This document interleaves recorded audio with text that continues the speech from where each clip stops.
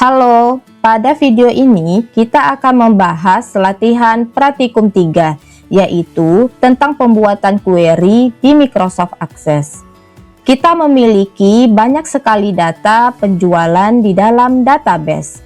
Jika kita ingin mengetahui data tertentu, misalnya barang apa saja yang paling banyak terjual atau barang apa yang belum pernah terjual, apakah kita harus mencari satu persatu secara manual? Tentu akan memakan waktu dan kurang efisien.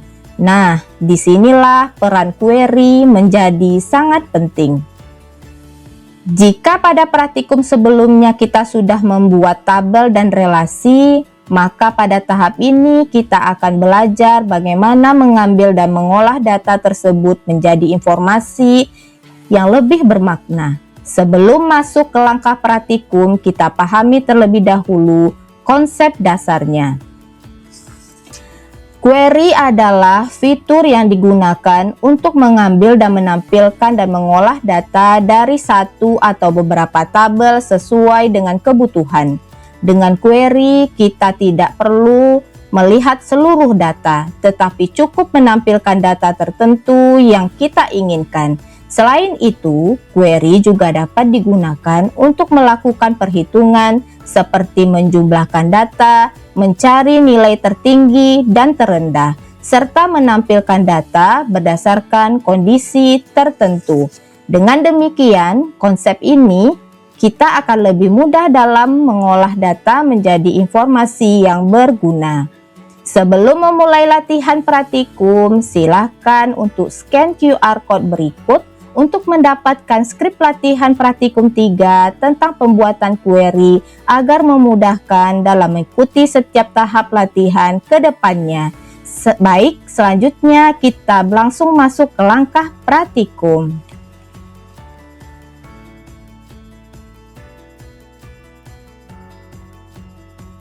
Nah, untuk langkah pertama, yaitu kita akan membuat query design di create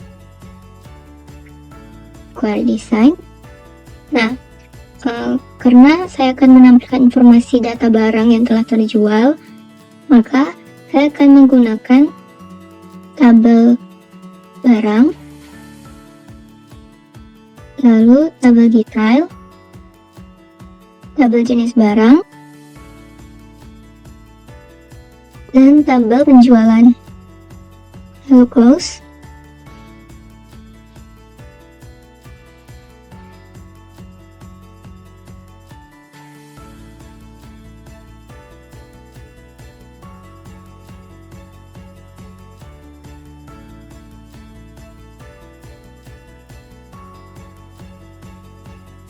Kita bisa susun dulu tabelnya, atau nggak disusun juga nggak apa-apa. Nah, lalu untuk field yang pertama itu adalah nota pada tabel detail. Lalu untuk field yang kedua itu adalah tanggal penjualan pada tabel penjualan.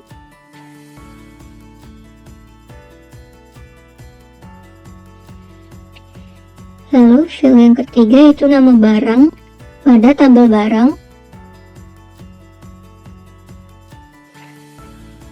Field keempat yaitu nama jenis barang pada tabel jenis barang.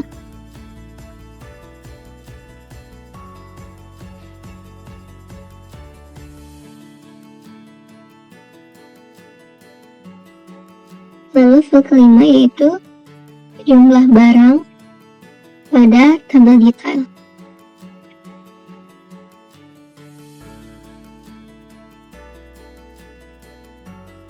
Nah, jika sudah, Ctrl S.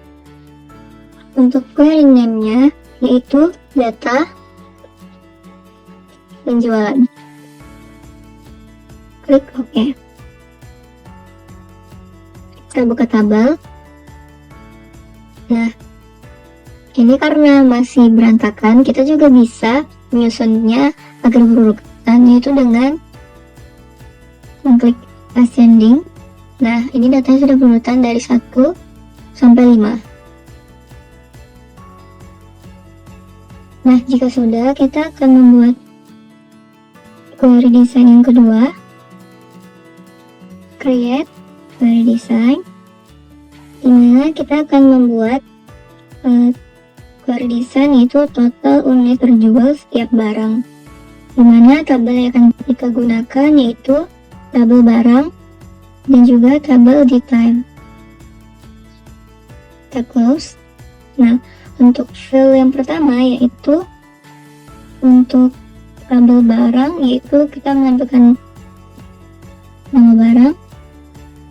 Field yang kedua yaitu total atau jumlah, itu kita menggunakan tabel detail.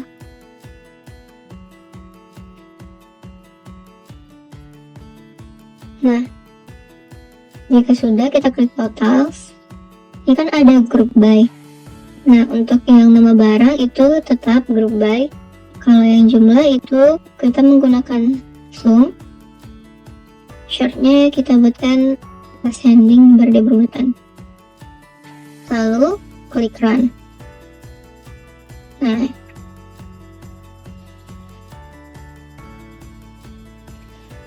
lalu kita Ctrl S.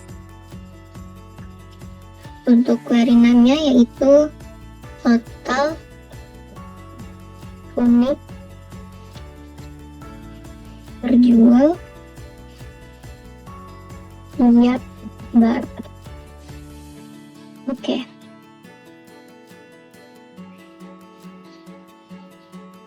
Lalu kita akan membuat simple query wizard, di mana kita akan membuat tabel yaitu penjualan tertinggi dan terendah tiap barang.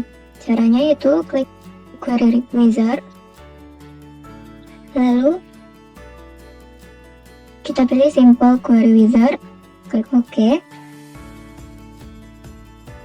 Nah, untuk tabel yang pertama itu kita pilih tabel barang. Kita akan mengambil nama barangnya, lalu tabel yang kedua yaitu tabel detail, kita memilih jumlah, lalu next. Nah, kita memberi option untuk jumlah ini karena kita mau mencari minimal dan maksimal, jadi kita checklist lalu klik OK. Lalu next. Nah, untuk nama filenya yaitu penjualan tertinggi dan penjualan terendah. Jika sudah finish, nah ini hasilnya untuk setiap penjualan itu sudah ditampilkan, yang minimal penjualannya berapa, maksimal penjualannya juga berapa. Selanjutnya kita akan membuat query wizard lagi, di mana akan menampilkan informasi barang yang belum pernah dijual.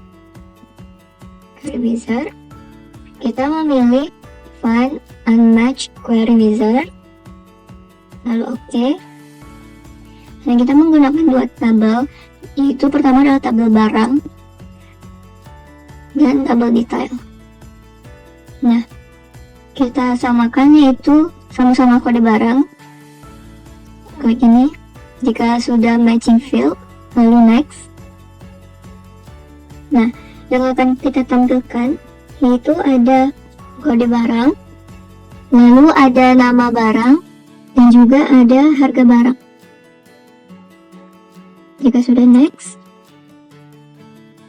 Selanjutnya untuk namanya yaitu barang yang belum pernah terjual. Jika sudah, lalu kita finish. Nah, ini adalah barang-barang yang belum pernah terjual sebelumnya, di mana terdapat 12 barang.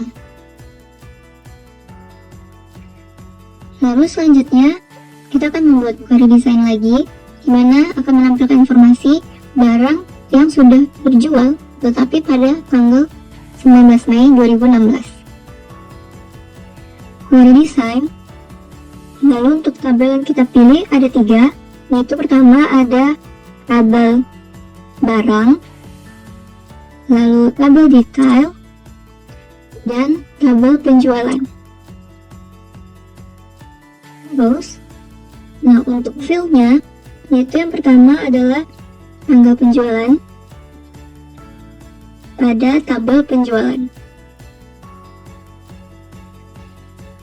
Lalu untuk field yang kedua, yaitu nama barang pada tabel barang.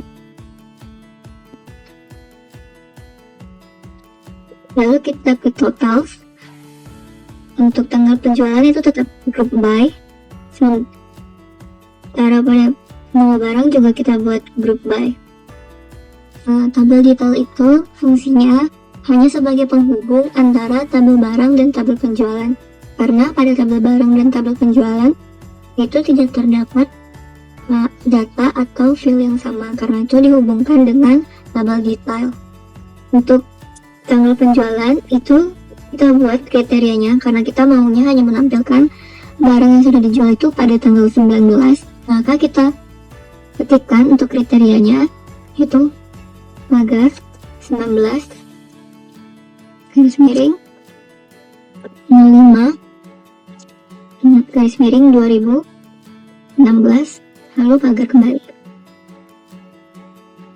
Jika sudah Ctrl S, untuk query name-nya yaitu barang terjual tanggal 19 Mei 2016.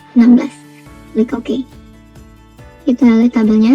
Nah, ini adalah 8 barang yang sudah terjual pada tanggal 19 Mei 2016.